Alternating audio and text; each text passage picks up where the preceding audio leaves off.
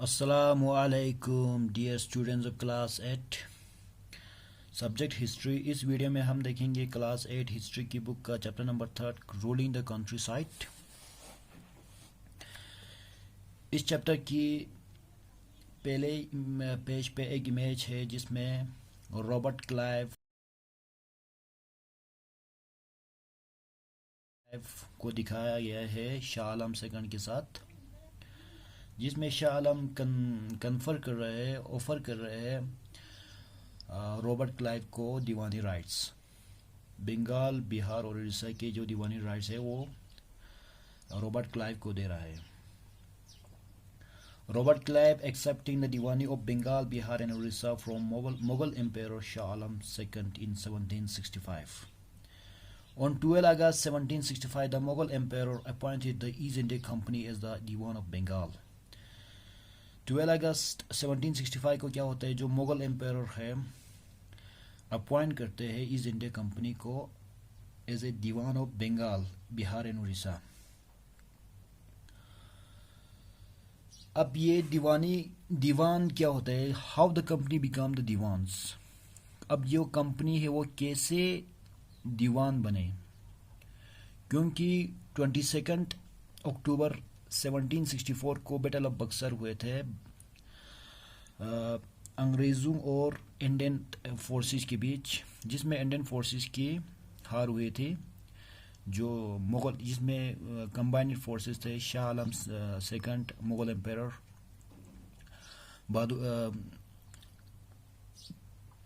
Mir Qasim, Nawab of Bengal, Shujauddaula, Nawab of Oudh, इनके ये एक फोर्सेस थे। और अंग्रेज फोर्सेस को लीड कर रहे थे हेक्टर मुनरो, जिसमें हिंदुस्तानी फौजियों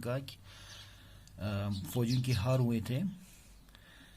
अब बैटल ऑफ बक्सर की वजह से ट्रीटी ऑफ इलाहाबाद थे, उसकी खात्मा हुए, जिससे अंग्रेज़ों को ये दीवानी का हक मिल गया। यानी रेवेन्यू कलेक्ट करने का हक इनसे पहले मुग़ल शहंशाह के थे, मुग़ल के पास थे, क्योंकि मुग़ल इनसे हार चुके थे। तो उन्होंने ईस्ट इंडिया कंपनी को रेवेन्यू कलेक्ट करने का राइट दे दिया। और ये जो इवेंट है, ये इमेज है, एक्चुअल इवेंट था वो रॉबर्ट क्लाइव की टाइम में हुआ था। जो एक्चुअल इवेंट है most probably took place in Robert Clive's time, जिसमें बहुत कम इंग्लिशमैन थे और कुछ इंडियन विटनेस थे। ये जो पेंटिंग है जो पेज नंबर 1 पे है, ये हमें दिखाता है कि ये जो इवेंट है कितना बड़ा ओकेजन रहा होगा, कि जो नवाब है, जो दीवानी राइट्स अपने सारे के जो नवाब है, जैसे कि जो मुगल शहंशाह है शाह आलम सेकंड, जो अपने बंगाल की जो टेरिटरी के मीर कासिम से लेकर रॉबर्ट क्लाइव को दे देता है। जब वो दीवान बन गए तो जब ये ईस्ट इंडिया कंपनी दीवान बन गए तो सारा का सारा पैसा से रिलेटेड, जो एडमिनिस्ट्रेशन से रिलेटेड सारी चीज़ें बंगाल की ईस्ट इंडिया कंपनी के हाथ में आ गए। Now we had to think of administering the land, organizing its revenue resources. अब अंग्रेज़ों ने ये सोचना शुरू किया कि किस तरीके से अपने रेवेन्यू को और अच्छी तरीके से जनरेट कर सके।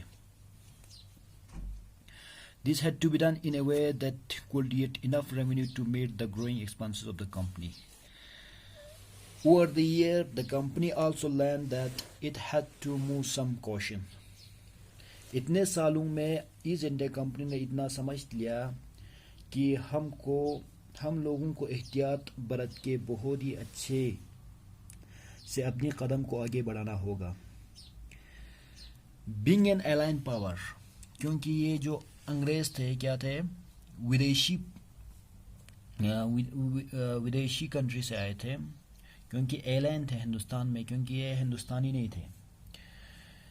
कि हमें यहाँ के लोगों को, कि अंग्रेज़ों को यहाँ के लोगों से पैसिफाई करना पड़ेगा, इसका मैंने शांति बरतने पड़ेगा। जो पहले दूर दराज इलाकों में राज करते थे उन लोगों के साथ शांति बरतना पड़ेंगे जो लोग पहले यहाँ पे राज करते थे इस यहाँ के कंट्री साइड में, and enjoy authority and Prestige, जिससे वो अपने जो इज्जत और जो अथॉरिटी इक़्तिदार है वो इंजॉय कर सके। Those who had held local power had to be control it. अंग्रेज़ों को समझ में आ गया कि जो लोग लोकल पावर थे इनको अपने काबू में रखना होगा, ना कि उनको पूरी तरह से हटाया जा सके, ताकि बाद में लोगों को ये शक न हो कि ये गोरे अंग्रेज़ हम पे कैसे राज कर रहे हैं। That's all for today. Thank you very much.